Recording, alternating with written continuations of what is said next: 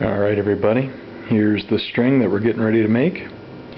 It's yellow and red with black accents through it, so this is going to be my little project string. Obviously, the one on the Howard Hill is all done.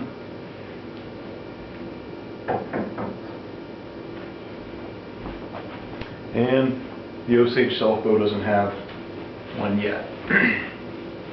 So the voice didn't come through on my last video very well, so I'm going to go over the tools just a little bit. The first part of the string is going to be really basic. This is just a real normal setup. So I got my standard string jig, some clamps, I'll show you how I use those, razor blade, some wax, and some string. Oh, and a ruler. So first thing, for the Self Bow I'm using Dacron. I don't normally use this, but you'll see two of those are marked B500, the other one's marked B50. Another one I have a different color of is B55. They're all Dacrons. I feel comfortable mixing these. I've never seen anyone have a real good reason not to. I don't mix Dacrons with fast flights, D97, etc.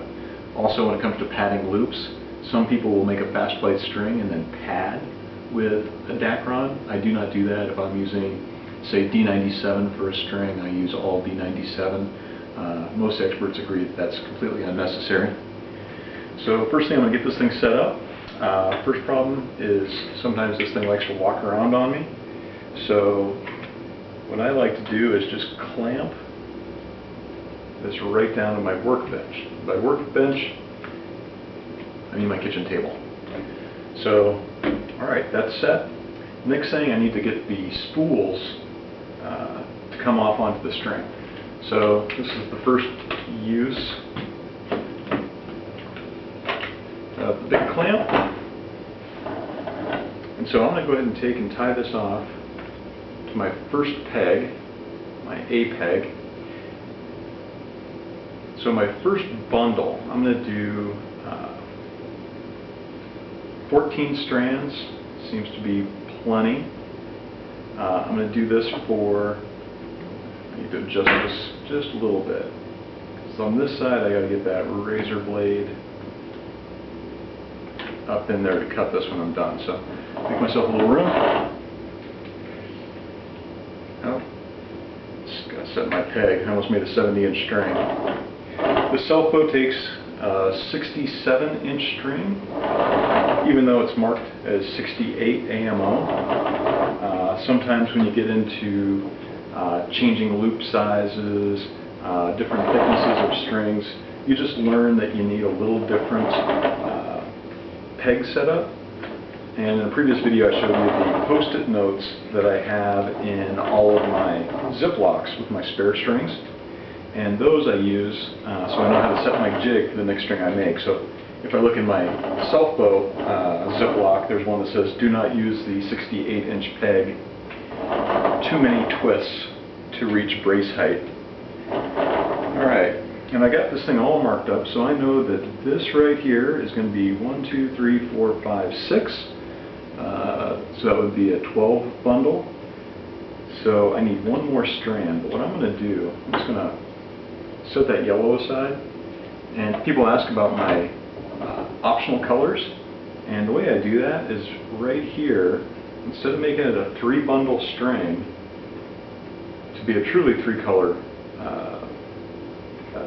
string, instead I just take one strand, I just like a little bit of an accent, and I run this over as being the very longest strand in each bundle. So I'm going to go right back to that A post and cross it over to the B post, give it a couple quick twists, set that aside. Now I'm going to give it a quick cut.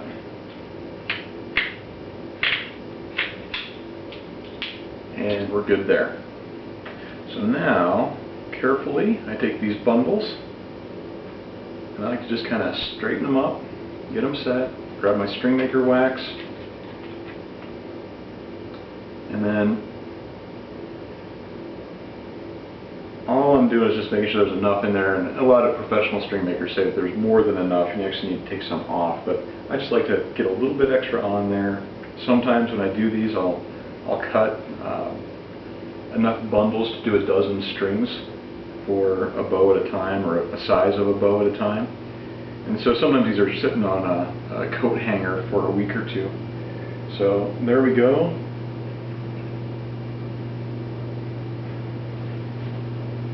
We now have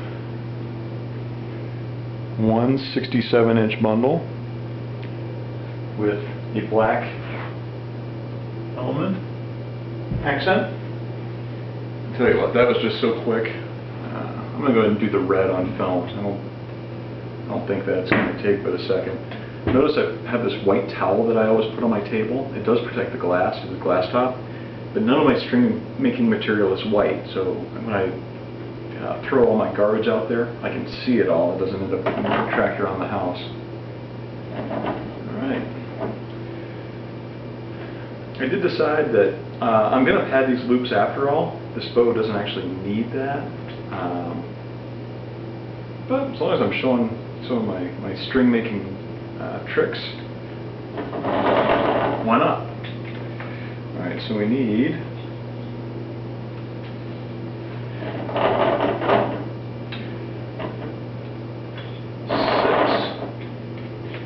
strands of red,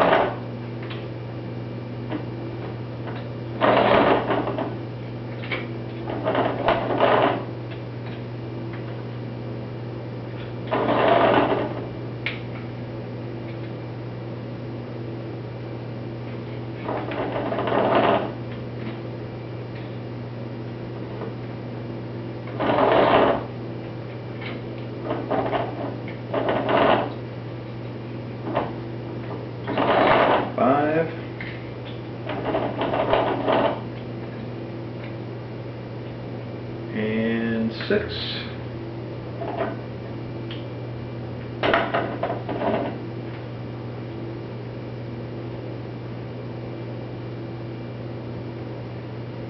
And tying this off to my A post. And again, this will be the longest string in this bundle as well. This will be helpful later when we're trimming up the formed loops. We'll be able to know when we've run out. Right, that's good.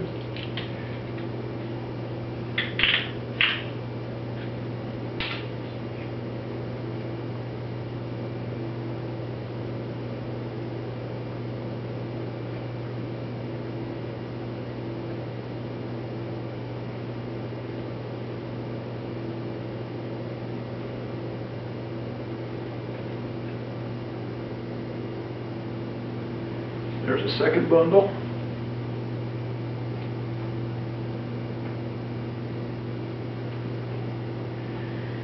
Tell you what, as long as we got some free time, let's just go ahead and I know that's going to make a 14 strand string, and I want 20 strands, so I have 6 strands to come up with. It's up to me how I want to do that. So what I like to do is I'm just going to measure off 12 inches of black,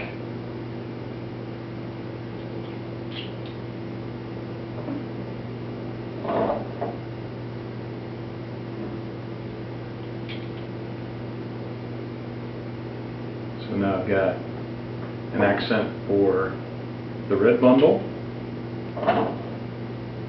on the top and the bottom, and I've got an accent for, probably should have done this the opposite way,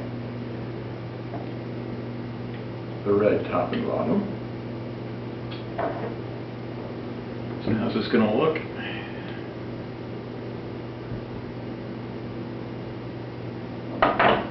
Now I do cut these the same length. I used to stagger the lengths and add 1 inch for each padding, and then I realized it really didn't matter. So yellow bundle.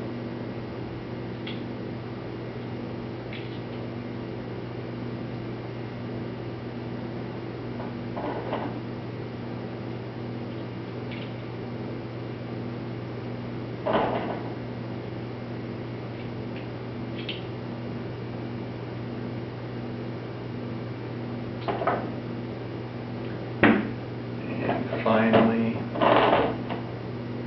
the red. So I'll give me one extra accent line through the loops of the black. Should be a nice color scheme. So there we go.